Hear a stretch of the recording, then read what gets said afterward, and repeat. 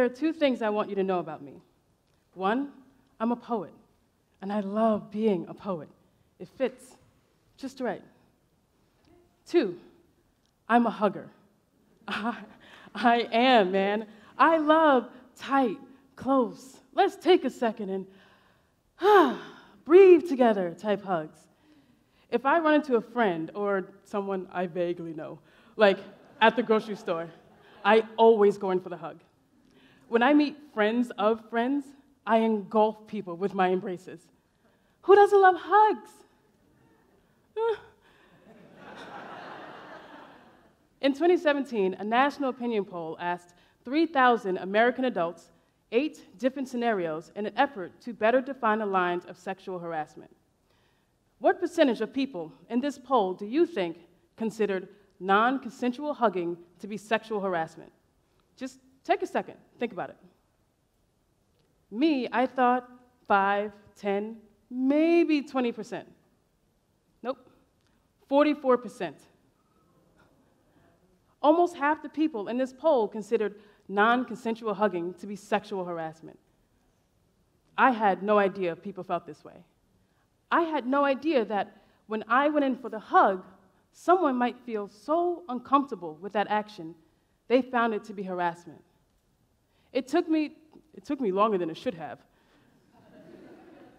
to really understand that my need and my want for that type of closeness wasn't universal, or that it could be misunderstood or even make people uncomfortable. Because for me, it's coming from such a place of love.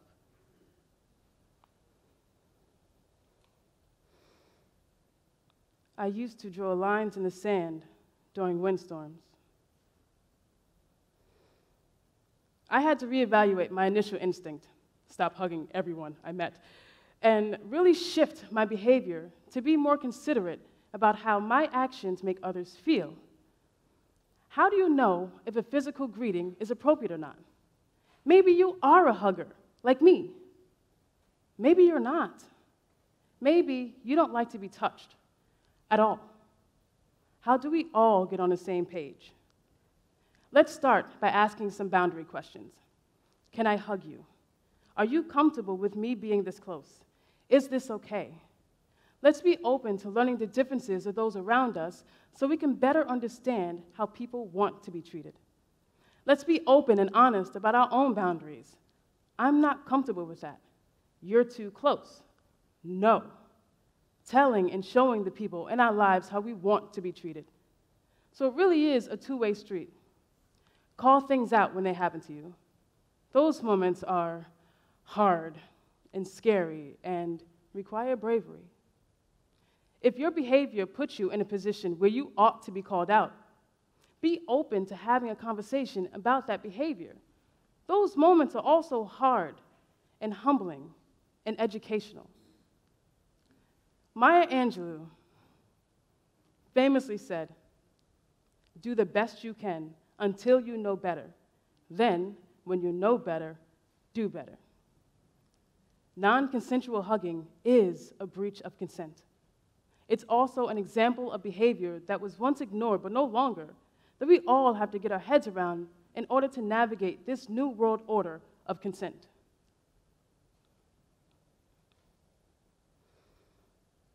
I used to draw lines in the sand during windstorms. When the Me Too movement, the Time's Up movement, and the hugging versus no hugging conversation broke into the mainstream a few years ago, I started to pay more attention to my actions.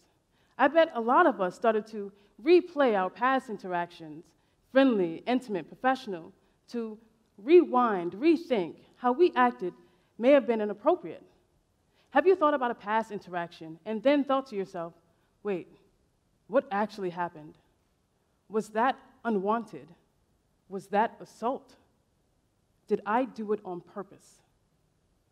Each person has to answer that for themselves.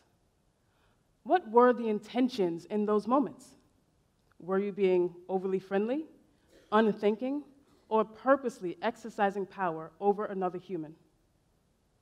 It's about defining boundaries, about the space we keep in our interpersonal communication. There are 3 types of boundary space: social space, Personal space, intimate space. Social space refers to social areas at the mall, at the gym, or at the beach. It's described as between 4 and 12 feet. I know.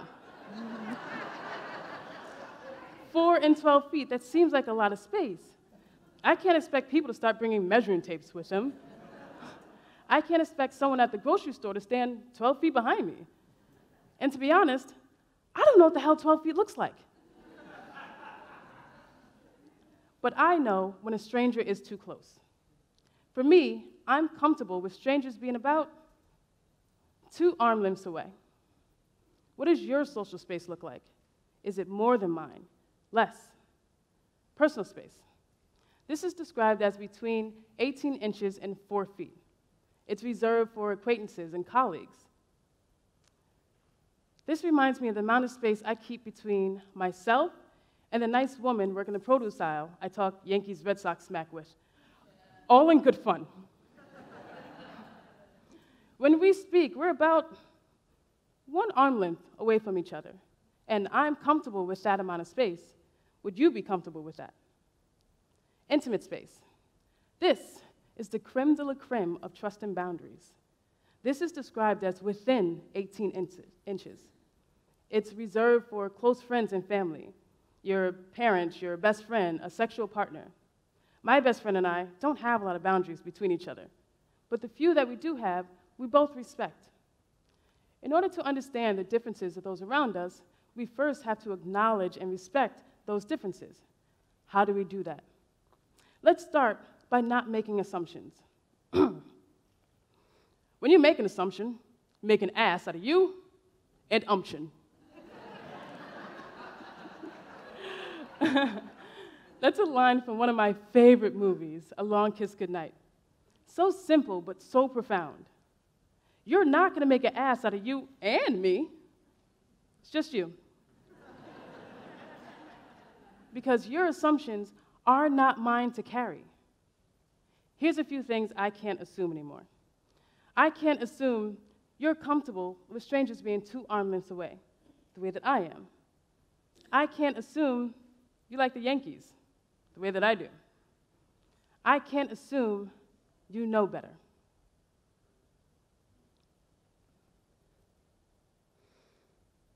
I used to draw lines in the sand during windstorms. It comes down to knowing your shift moment. What's that one thing that really sets you off? That one thing that really grinds your gears? I know my shift moment. It's when people touch my hair without my consent. I'm a firm believer in don't touch my hair. I'm an advocate for the movement. Yes, there is a movement. Having my hair touched is usually related to my race, to being seen as something different, something other, being black. In my experience, these advances come primarily from white people. Talking about race or the effects of racism still makes people uncomfortable, itchy, and angry. But until we've reached a point of equality, until Dr. King's dream becomes our reality, until the Bank of Justice stops sending back checks marked insufficient funds, these conversations must continue.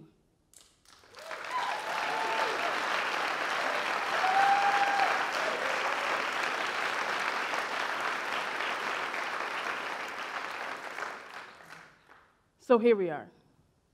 A few years ago, I was doing community theater. I still do community theater, and I love it. The cast and crew have been working hard on this production, and we were finally up and running. A bunch of us actors were in a green room. There was a lull in the conversation, at which time one of my white castmates asked me if she could touch my hair. Before I could even answer, her hand was already working its way into my personal space. She holds my locks in her hands and says, "Feels like weird spaghetti."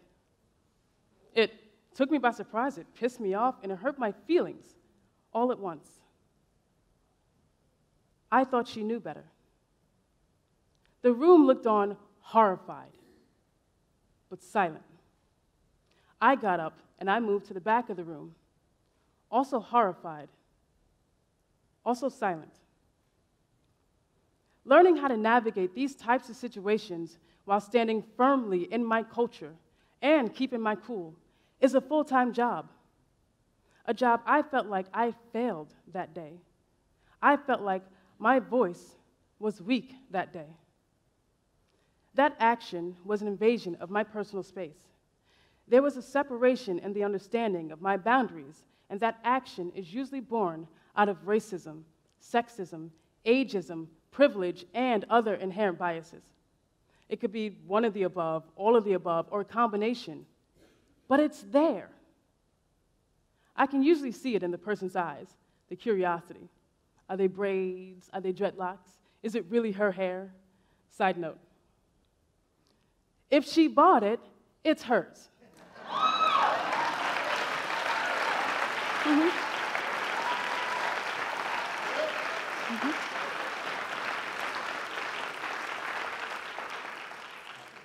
In retrospect, I wonder what she was thinking. Maybe she thought I'd be flattered. Maybe she didn't know or didn't care how inappropriate her actions were. Maybe she thought we'd have a hair-touching seminar right then and there. My castmate didn't know my boundaries that day and didn't take the opportunity to learn them. Nowadays, when these situations happen, and they still do, I back up. I reestablish a comfortable boundary for myself, and in those moments, I try to teach what that action means to me as a Black woman.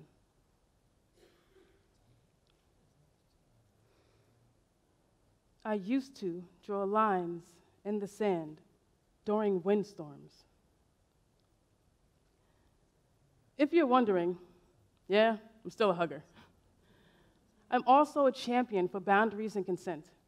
I am always up for a tight embrace, or a crisp high five, or a handshake, or a verbal hello, whichever one works for you. Do the best you can until you know better.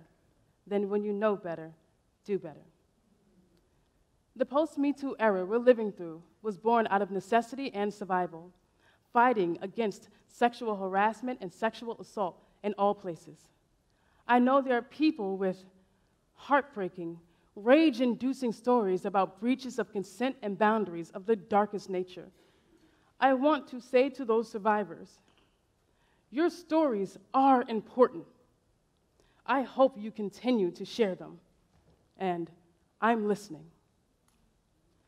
I didn't have a very strong voice when I started this journey. Well, I got one now. And here's how I choose to use it.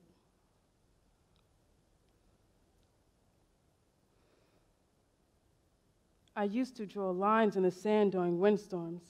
I'm changing my position, getting flexible with forgiveness. I spit my poetry in the mirror so my dreams are a vision. I practice persistently, but still perfect won't kick it with me. I'm finally up on my feet. I'm shaking hands with success and defeat. My limit is my limit. I don't have to explain it. Me, I like my lessons dipped in questions, topped with information, and sprinkled with patience.